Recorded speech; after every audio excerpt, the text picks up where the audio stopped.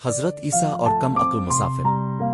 حضرت عیسیٰ کو دوران سفر ایک مسافر ملا جو نہ صرف نادان تھا بلکہ فاتر العقل بھی تھا۔ راہ میں انہیں ایک کھڈ نظر آیا جس میں کچھ ہڈیاں پڑی تھیں۔ مسافر نے حضرت عیسیٰ سے عرض کی کہ اے اللہ کے نبی، اب تو مردوں کو زندہ کر دینے والا اسم اعظم جانتے ہیں، میری درخواست ہے کہ وہ اسم اعظم مجھے یاد کرا دے تاکہ میں اسے پھونک کر ان ہڈیوں میں نئے سرے سے جان ڈال دوں۔ حضرت عیسیٰ نے فرمایا کہ یہ تیرا کام نہیں ہے اور نہ ہی تو اپنے آپ کو اس راہ پر ڈال، کیونکہ اس مرتبہ تک پہنچنا جان جوکھوں کا کام ہے اور بڑی بڑی کٹھن منزلیں طے کرنا پڑتی ہے۔ یہ منزلیں طے کرنے میں عمر کا کثیر حصہ صرف ہو جاتا ہے، ایک دو دن کی بات نہیں۔ تب کہیں گوہر مقصود ہاتھ آتا ہے۔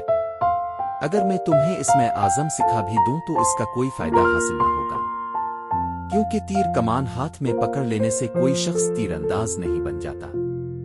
حضرت عیسیٰ کی یہ باتیں اس کی سمجھ میں آ گئیں تو وہ کہنے لگا کہ اب خود ان ہڈیوں پر اسم اعظم پڑھ کر پھونک ماری تاکہ یہ زندہ ہو جائے۔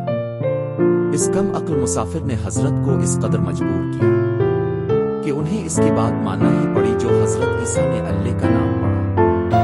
ہڈیوں میں فوراً زندگی کے آثار ظاہر ہوئے۔ پلک جھپکتے وہ ایک خونخوار شیر بن گئے اور دیکھتے دیکھتے اس مسافر کو چیر کھا کر رکھ دیا۔ حضرت عیسیٰ کو شیر کی یہ حرکت دیکھ کر پوچھنا ہی پڑا کہ اس نے ایسا کیوں کیا ہے۔ شیر نے مؤدبانہ انداز میں جواب دیا کہ مجھ سے آپ کی پریشانی دیکھی نہ گئی، اس بے وقوف نے آپ کو بہت زیادہ پریشان کر دیا تھا۔ شیر کا جواب سن کر حضرت عیسیٰ نے دوسرا سوال یہ پوچھا کہ تم نے اسے اپنی خوراک کیوں نہیں بنایا، اس کا خون کیوں نہیں پیا؟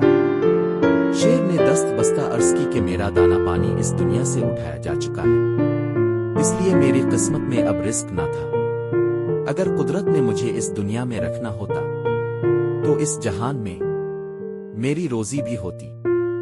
جب روزی موجود ہوتی تو میں مردوں میں کیوں داخل ہوتا؟ وضاحت: اس حکایت سے یہ سبق ملتا ہے کہ نبوت کے کاموں میں انسان کو دخل نہیں دینا چاہیے۔